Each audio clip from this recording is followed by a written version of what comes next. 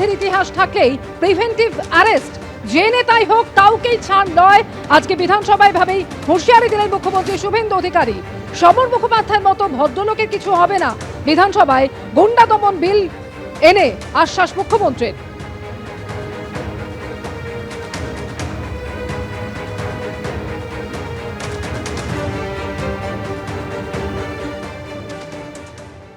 এই লোকগুলো 6 মাস 8 মাস জেলে থাকবে, বেরিয়ে আসবে,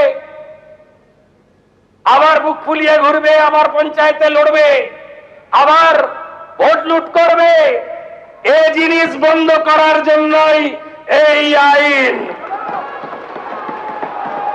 ভিটা মাটি ছাড়া করব, কোন দাঙ্গাবাজের স্থায়ী নেই। আর যে যার পাস রেকর্ড খারাপ থাকবে, যে দলেরই হোক, যে নেতাই হোক, 1 বছর প্রিভেন্টিং অ্যারেস্ট থাকবে। পাস করিয়ে দেন, ভদ্রলোক যারা আছে তাদের উপরে প্রয়োগ হবে না। সমর বাবু, আপনি আবেদন করুন সবাইকে, এই আইন আপনার জন্য নয়, আপনি প্রণব বাবুর সহযোগী, respected our ex president of India. আমরা কোন ভদ্রলোকের বিরুদ্ধে প্রয়োগ করব না। গুন্ডা মুক্ত বাংলা, একটাকে ছাড়া হবে না।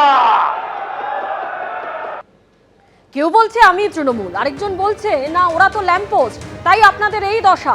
সব দলের মধ্যেই কিছু ভদ্রলোক আছে যারা সিনিয়র, যারা কয়েক দশক ধরে রাজনীতি দেখেছেন।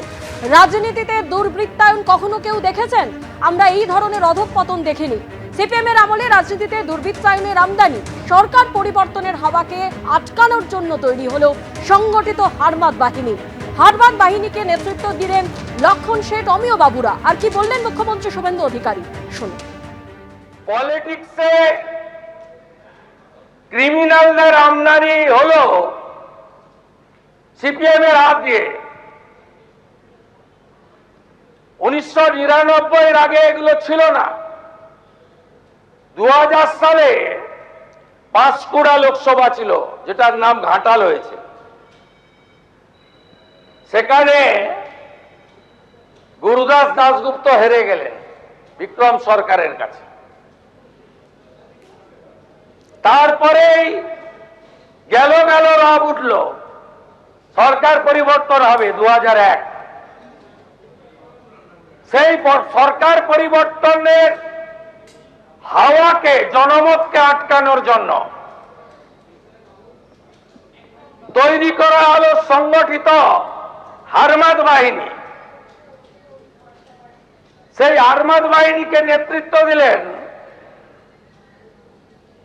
গোঘাটের অভয় বাবু, আরামবাগের মোজাম্মেল বাবু, হলদিয়ার লক্ষণ বাবু, গড়বেতার সুশান্ত বাবু, বাঁকুড়ার অমিয় বাবু। আর নাম বলে বিখ্যাত করতে চাই না, ক্যালেন্ডারে পরিণত হয়েছেন, যদিও ডোমকল থেকে একটা ভদ্রলোক জিতে এসেছে।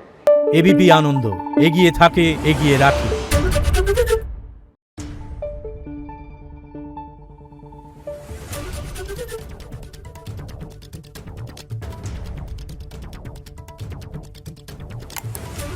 Thank you.